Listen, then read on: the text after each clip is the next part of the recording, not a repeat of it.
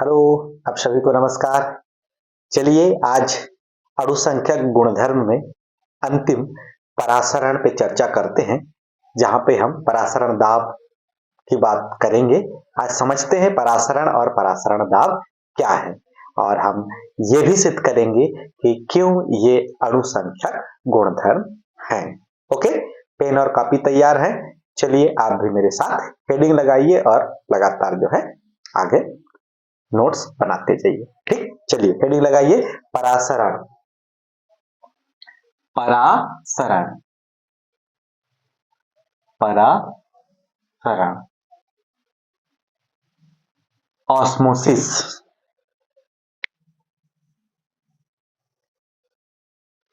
परासरण विलायक का अपनी अधिक सांद्रता से कम सांद्रता की ओर जाना परासरण कहलाता है।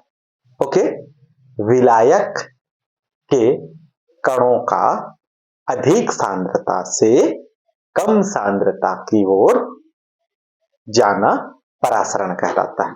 ठीक, विलायक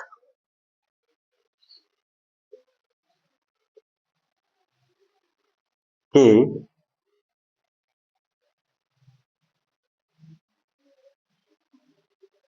कणों का, या विलायक का, है ना, विलायक के कणों का बोलो, या विलायक का अधिक सांद्रता से अपने अपनी कम सांद्रता की ओर, कम सांद्रता की ओर जाना परासरण कहलाता है। परासरण कहलाता है। ठीक है, विलायक के जो कण है या अणु है, या विलायक जो है, उसकी अधिक सांद्रता से वह अपनी कम सांद्रता वाले विलयन की ओर क्या करता है, जाता है। इसी घटना को हम क्या कहते हैं, परासरण कहते हैं। ओके, ये क्या कहलाता है, परासरण कहलाता है। आइए इसको हम समझने का प्रयास करते हैं। ठीक, ओके, चित्र के माध्यम से मैं कोशिश करता हूं बताने की कि आपको ये समझ आ जाए। विलायक के कण, तो हम सबसे पहले लेते हैं शुद्ध विलायक। एक ऐसी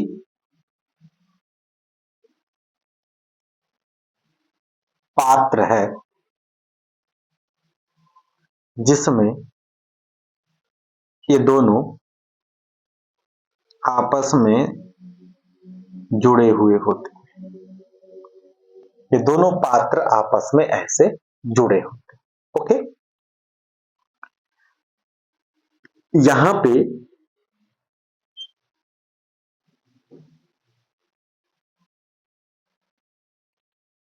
एक झिल्ली लगी होती है जो इन दोनों विलयनों को,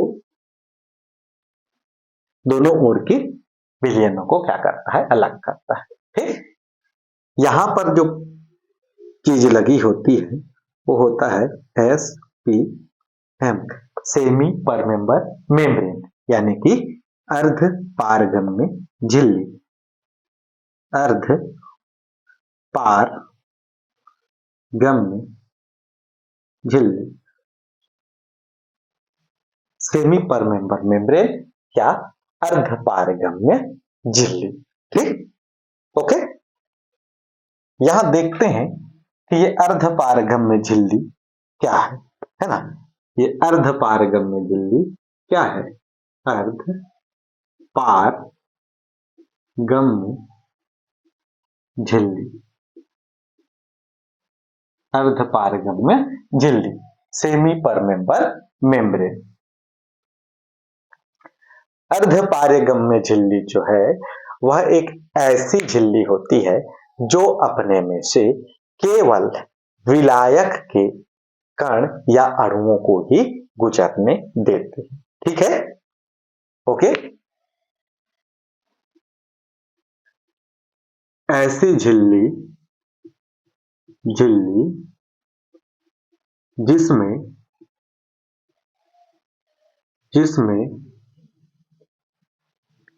केवल विलायक के कण ही गुजरते हों, है ना। ऐसी झिल्ली जिसमें से क्या होता है, केवल विलायक के कण ही गुजरते हों, ऐसी झिल्ली को हम क्या कहते हैं, अर्धपारगम्य झिल्ली कहते हैं। ओके, समझ में आ रहा है क्या कहते हैं उसको, अर्धपारगम्य झिल्ली।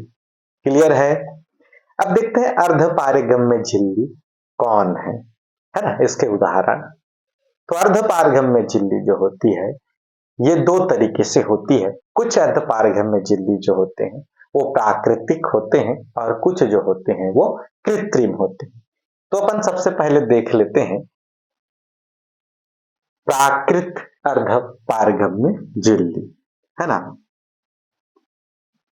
जो प्राकृतिक सेमी परमेबल मेम्ब्रेन अर्धपारगम्य झिल्ली, कैसे, प्राकृतिक अर्धपारगम्य झिल्ली। ओके, जो प्राकृतिक अर्धपारगम्य झिल्ली होता है वह जंतुओं तथा वनस्पतियों में पाई जाती है। ओके, ठीक, जीव जंतुओं तथा वनस्पतियों में पाई जाती है। प्राकृतिक अर्धपारगम्य झिल्ली जो होता है यह वनस्पतियों तथा जंतुओं में पाई जाती है।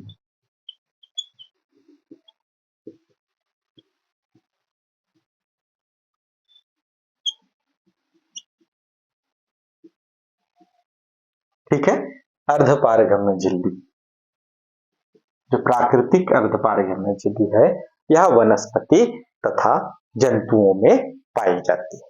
वहीं अगर हम कृत्रिम सेमी परमेम्ब्रल मेम्ब्रेन की बात करें, कृत्रिम सेमी परमेम्ब्रल मेम्ब्रेन, कृत्रिम सेमी परमेम्ब्रेन की बात करें तो यह जो होता है फिनाल तथा पोटेशियम फेरोसाइनाइड आदि के होते हैं। ओके, तो फिनाल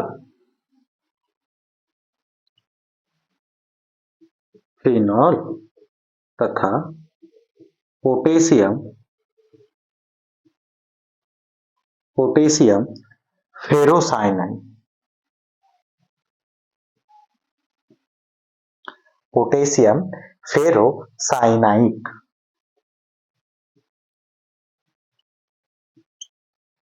फेरोसाइनाइड के होते हैं, बने होते हैं।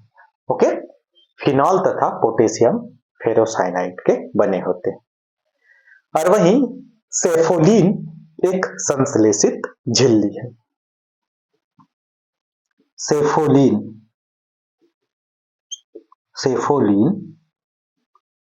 एक संश्लेषित झिल्ली है।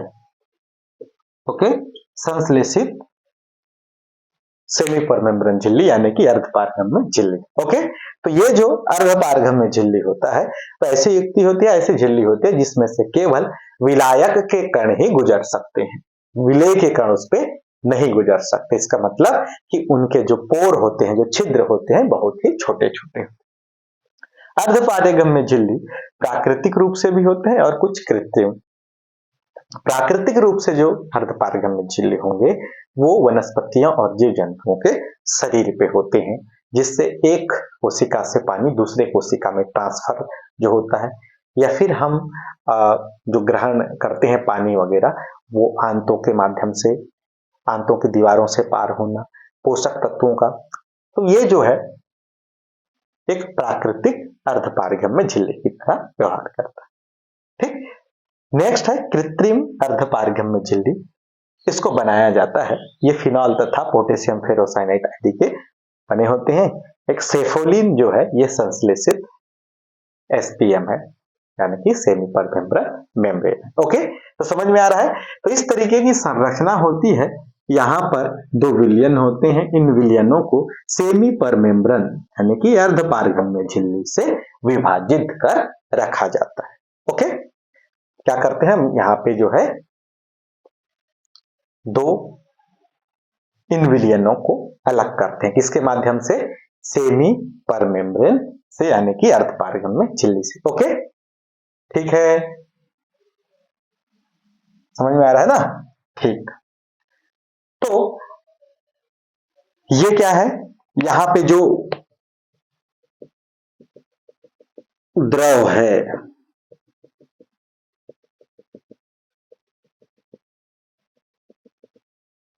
ये शुद्ध विलायक है, शुद्ध विलायक। क्या है ये? शुद्ध विलायक। और इस पार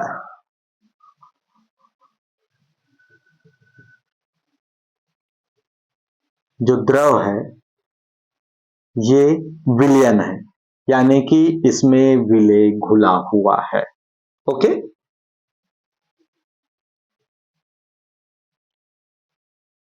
विलयन। अब देखिए इन दोनों द्रवों को, तो होता क्या है, ये शुद्ध विलायक है, ये विलयन है, यानी कि यहां विलेय पदार्थ घुला हुआ है। तो परासरण का मतलब क्या होता है? विलायक के कणों की अधिक सांद्रता। अब देखिए दोनों में से किधर अधिक सांद्रता है, का अपनी कम सांद्रता की ओर गमन करना। तो देख पाएंगे कि यहाँ शुद्ध विलायक है, यानी यहाँ पे विलायक के अणुओं की सांद्रता अधिक है। यहाँ विलायक में विलेय घुला हुआ है, तब जाके विलयन बना है, तो यहाँ पे विलायक के अणुओं की सांद्रता कम है। तो होगी क्या, शुद्ध विलायक के अणु इस अर्ध पारगम्य झिल्ली को पार करते हुए विलयन की ओर जाएंगे, क्योंकि यहां पर विलायक के कणों की सांद्रता कैसी है? कम है। यहां सांद्रता कैसी है? यहां सांद्रता अधिक है। किसकी? विलायक के कणों की सांद्रता, है ना? विलायक के कणों की सांद्रता यहाँ पे अधिक है, और यहां पे विलायक के कणों की सांद्रता क्या है? कम है। विलायक की सांद्रता यहाँ पे क्या है भाई? कम है। तो होता क्या है, विलायक के अणु अधिक सांद्रता से कम सांद्रता की ओर गमन करते हैं, और इसी क्रिया को क्या कहा जाता है? परासरण कहा जाता है। ओके, समझ में आ रहा है? इसी क्रिया को क्या कहते हैं? परासरण कहते हैं। तो इसे आप समझ सकते हैं कि यह अधिक सांद्रता से कम सांद्रता की ओर गमन करते हैं। ओके, ठीक है भाई, यहां तक क्लियर? इसको आपको याद रखना है कि सेमी परमेम्ब्रेन या अर्धपारगम्य झिल्ली क्या है। ठीक, यहां तक क्लियर हो गया, समझ में आ गया? विलायक के कणों का अधिक सांद्रता से कम सांद्रता की ओर जाना क्या कहलाता है? परासरण कहलाता है। ठीक, देख लेते हैं कुछ परासरण के उदाहरण। देख लेते हैं कि परासरण के उदाहरण कौन कौन से हैं। आप देखते हो नॉर्मली कि कोई अगर जंतु मर जाता है और उसे पानी में रख दे तो वो क्या होता है? फूल जाता है ना? मरे हुए जंतु को पानी में रखने पर फूलना, है ना? मरे हुए जंतु का पानी, मरे हुए जंतु को पानी में रखने पर फूल जाना, है ना? पानी अंदर की ओर चले जाता है, क्योंकि बाहर पानी की सांद्रता अधिक है और जंतु के अंदर पानी की सांद्रता कम है, तो पानी बाहर से अंदर घुस जाता है, अर्थात जंतु फूल जाता है। ओके, चना तथा मटर का पानी में फूलना। सब्जी बनाने के लिए चना या मटर जब पानी में डाल देते हैं तो सुबह देखोगे तो वो क्या हो जाया रहता है, फूल जाया रहता है। सूखी चना को डालें तो फूल जाया रहता है।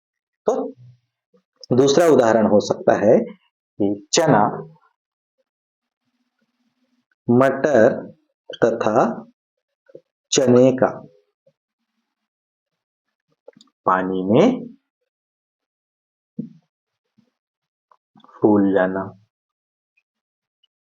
या फूलना।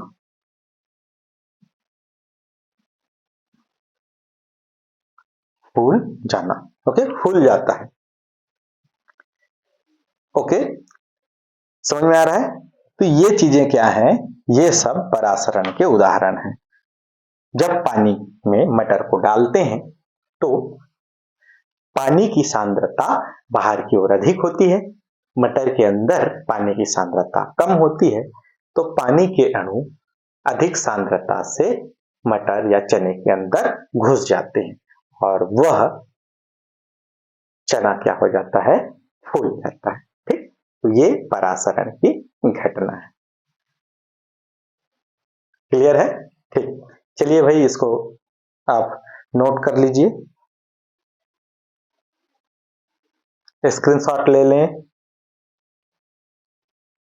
हो गया? ठीक,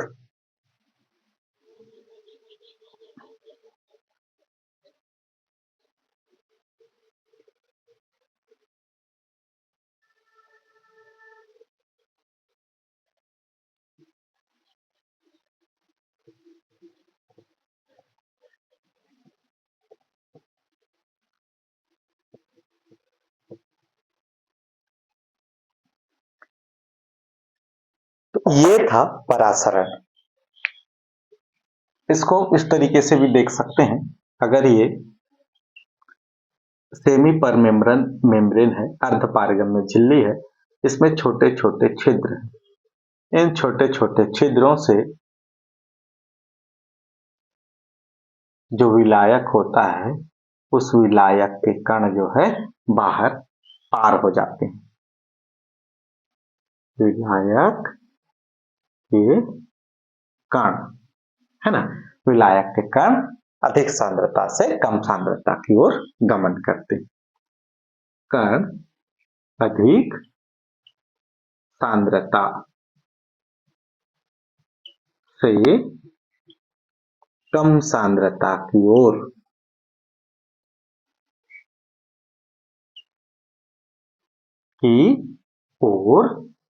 गमन करते हैं। ओके, विलायक के कण अधिक सांद्रता से कम सांद्रता की ओर जो है गमन करते हैं। ठीक है, यहां तक क्लियर है?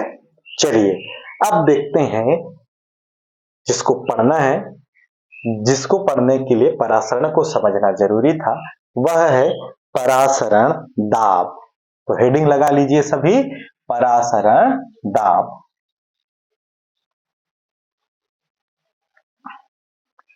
ऑस्मोटिक प्रेशर, परासरण दाब। ठीक, विलायक के कणों का अधिक सांद्रता से कम सांद्रता की ओर जाना परासरण कहलाता है। जब विलायक के कणों को अधिक सांद्रता से कम सांद्रता की ओर जाने से रोकने के लिए जो दाब लगाया जाता है, उस दाब को परासरण दाब कहते हैं। ओके, चलिए परासरण दाब को पाई से प्रदर्शित किया जाता है ना। विलायक के कणों को, विलायक के कणों का अधिक सांद्रता से कम सांद्रता की ओर जाने से विलायक के कणों को अधिक सांद्रता सांद्रता से कम सांद्रता की ओर जाने या गमन करने से की ओर जाने से रोकने के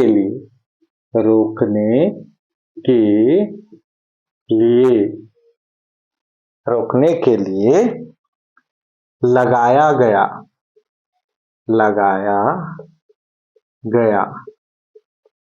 दाब। ओके, विलायक के कणों को अधिक सांद्रता से कम सांद्रता की ओर जाने से रोकने के लिए लगाया गया दाब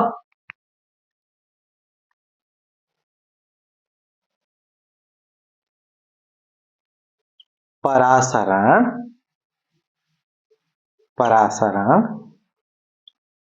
दाब कहलाता है। परासरण दाब कहलाता है। ठीक है, इसे पाई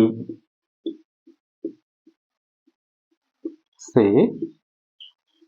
प्रदर्शित करते हैं।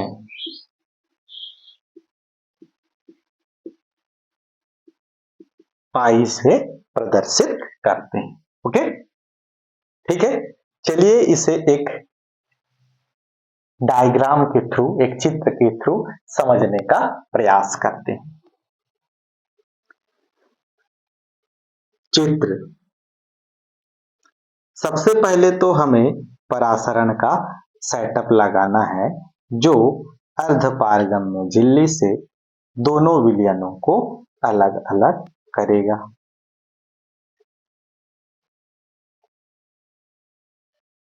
ठीक, यहां पे अर्धपारगम्य झिल्ली है। कौन है यहां? अर्धपारगम्य झिल्ली।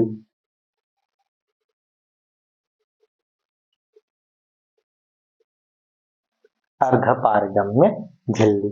ओके, इधर कौन है? शुद्ध विलायक।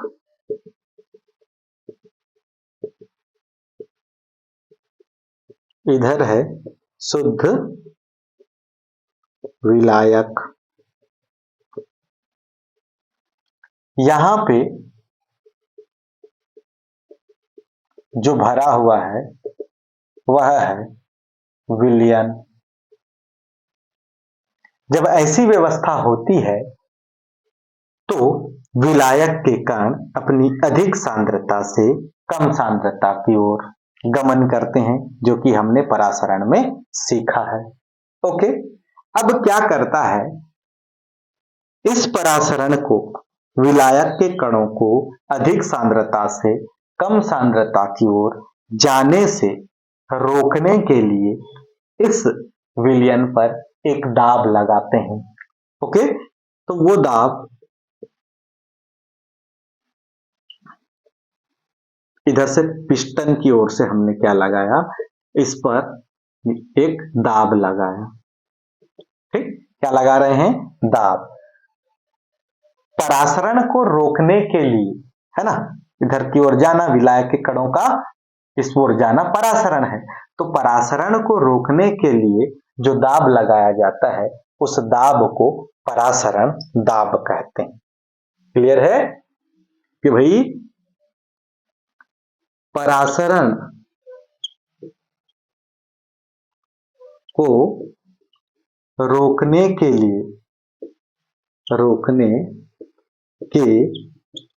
लिए विलयन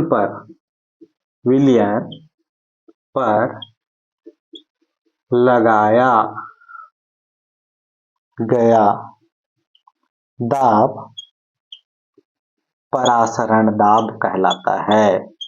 परासरण दाब कहलाता है। क्लियर है?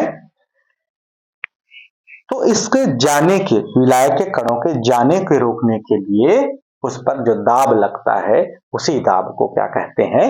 परासरण दाब कहते हैं। ओके, क्लियर है भाई, समझ में आ रहा है ना चित्र के माध्यम से भी। विलायक के कणों को अधिक सांद्रता से कम सांद्रता की ओर जाने से रोकने के लिए लगाया गया दाब परासरण दाब कहलाता है। इसे पाई से प्रदर्शित करते हैं। ये शुद्ध विलायक है और ये विलयन है। ये दोनों विलयन सेमी परमेम्ब्रेन अर्धपारगम्य झिल्ली से विभाजित है। जब ऐसा विभाजित किया जाता है तो शुद्ध विलायक में विलायक की सांद्रता अधिक होती है, जिससे वे इस अर्धपारगम्य झिल्ली को पार कर विलयन की ओर गमन करते हैं। विलायक के अणुओं का विलयन की ओर गमन करने से रोकने के लिए विलयन के ऊपर एक दाब लगाया जाता है, जो दाब परासरण दाब कहलाता है। ओके, तो समझ में आ गया परासरण दाब क्या है। विलायक के कणों का अधिक सांद्रता से कम सांद्रता की ओर जाने से रोकने के लिए जो दाब लगाया जाता है वही दाब क्या है, परासरण दाब है। ओके, ठीक, चलिए भाई स्क्रीनशॉट ले लें।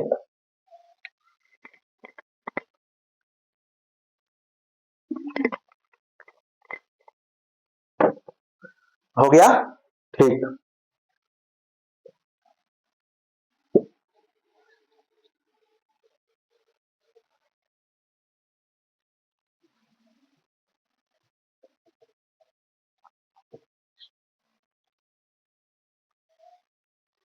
तो ये था परासरण दाब।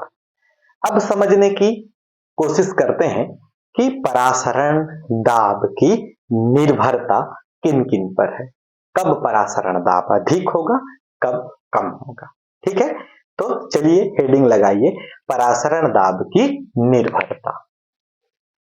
परासरण दाब की निर्भरता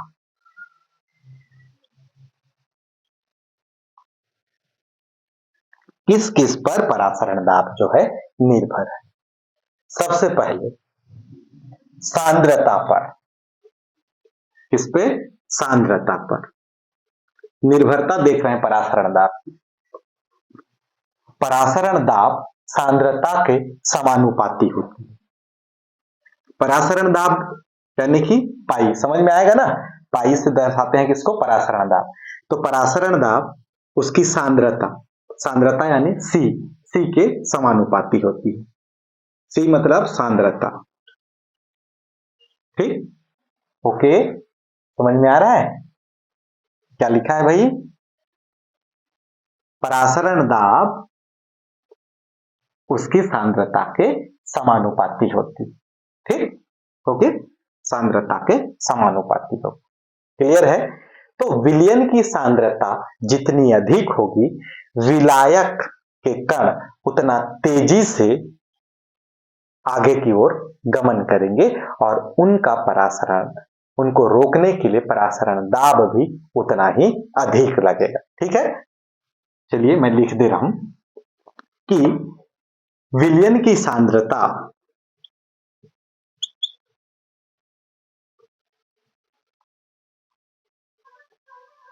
परासरण दाब, परासरण दाब विलयन, विलयन की सांद्रता, सांद्रता के समानुपाती होती है, समानुपाती होती होती है। ओके, क्या होता है, समानुपाती होती है। अर्थात अर्थात विलयन की सांद्रता, विलयन की सांद्रता, सांद्रता जितनी जितनी अधिक होगी, अधिक होगी, विलयन की सांद्रता जितनी अधिक होगी, विलायक के कण होगी, विलायक के कण उतनी ही तेजी से गमन करेंगे, तेजी से गमन करते हैं, है ना। विलायक के कण जितनी विलायक के कण उतनी ही तेजी से गमन करते हैं। ठीक है, तेजी से गमन करते हैं, है ना। ओके, तो तेजी से गमन करने वाले को रोकने के लिए उतना अधिक परासरण दाब लगेगा। ठीक है, तेजी से गमन करते हैं, ठीक, जिसके कारण विलायक के कणों को रोकने के लिए ज्यादा परासरण दाब लगाना पड़ेगा, जिसके कारण विलायक के कणों को रोकने के लिए अधिक परासरण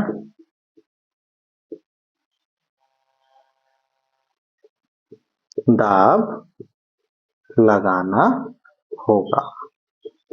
ठीक है, समझ आ रहा है। बहुत लंबा दिख रहा है पर देखिए सरल है। परासरण दाब विलयन की सांद्रता के समानुपाती होती है।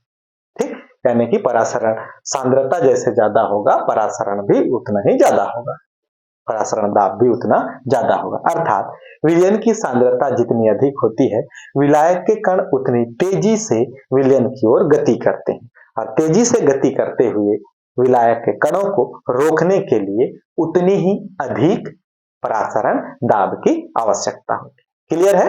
ठीक, तो इस तरीके से परासरण दाब सांद्रता के क्या होता है, समानुपाती होता है। ठीक, अगला देखते हैं इसकी निर्भरता। दूसरी निर्भरता है परासरण दाब उसके ताप के समानुपाती होता है। परासरण दाब उसके ताप के समानुपाती होता है। परासरण दाब उसके ताप के समानुपाती होता है। क्लियर है? ठीक,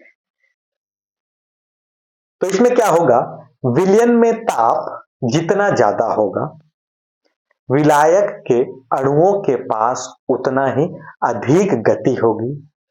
तो विलायक के अणुओं के पास उतना ही ज्यादा गति होगा, तो अधिक गतिशील अणुओं को रोकने के लिए अधिक परासरण दाब की आवश्यकता हो।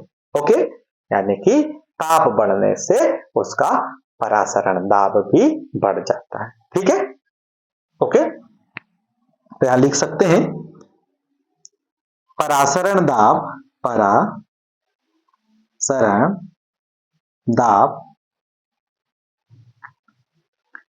विलयन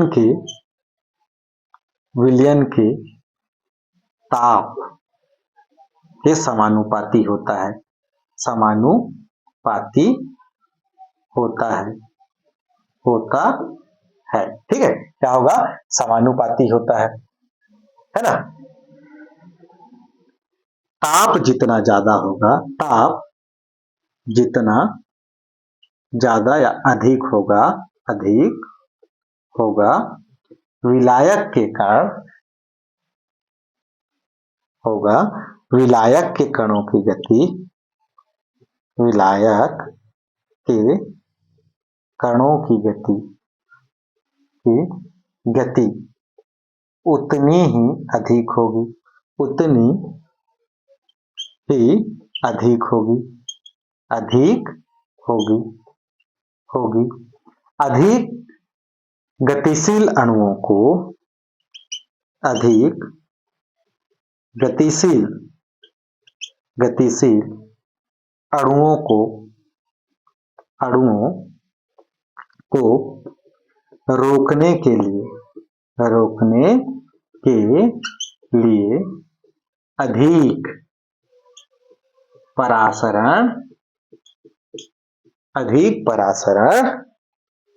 दाब की आवश्यकता होगी, अधिक परासरण दाब की आवश्यकता होगी।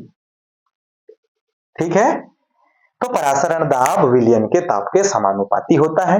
ताप जितना अधिक होता है विलायक के कणों की गति उतनी ही अधिक होती है और अधिक गतिशील अणु